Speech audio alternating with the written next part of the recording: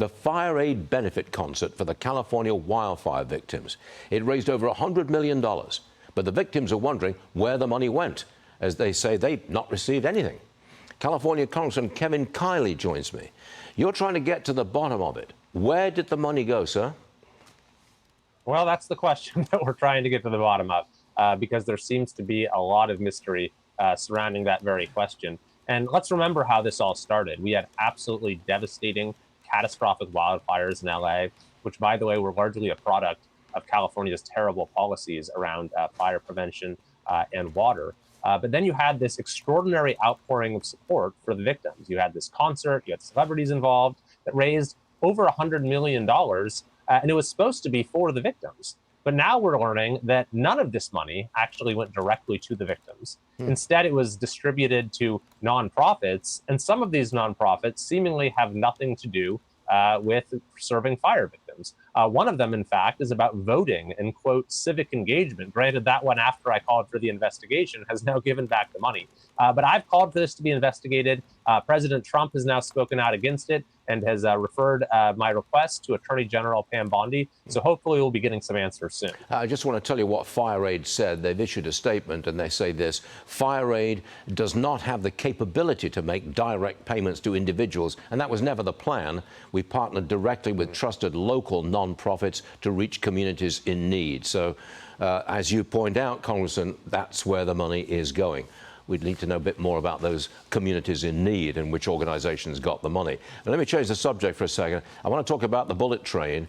An op-ed in the Wall Street Journal calls it neither convenient nor affordable. This has been in construction for over a decade, way over budget. Federal money's been withdrawn. You think the bullet train will ever actually be finished? No, of course not. And, you know, they said it's neither convenient nor affordable. That's perhaps the nicest thing you could possibly say about it. I mean, this project is a total and complete disaster. It is the worst public infrastructure nightmare in U.S. history. Even the New York Times said it's not on track to be finished this decade. And we've already spent over the last 17 years, $17 billion. And what do we have to show for it? Absolutely nothing. No track has been laid. There's no station. There has not been a single passenger, when the whole thing was supposed to be done 5 years ago from LA to San Francisco. So I think it is well past time to stop throwing good money after bad. We have terrible roads in California. We could really use that money there rather than on a technology, by the way. Even if we had this crane today, it would still be yesterday's technology. So, you know, it has become just sort of the ultimate symbol of the failure of state government in California and the absolutely abysmal return that our citizens get on our tax dollars. After all the problems that California faces, would you think that a Republican could ever win a statewide election in the state of California in my lifetime? I think so. I am increasingly hopeful that there is this coalition for common sense that's emerging in California. And there are some really good signs, actually. So look at voter registration, for example.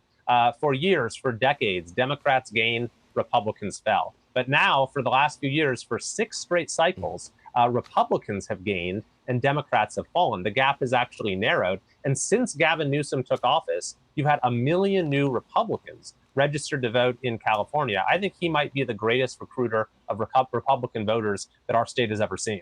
We have Steve Hilton on the show in our next hour. Congressman, thanks very much for joining us this morning. Great. We appreciate it, and we'll see you again soon. Yeah, of course. Thanks for having me. Yes, sir.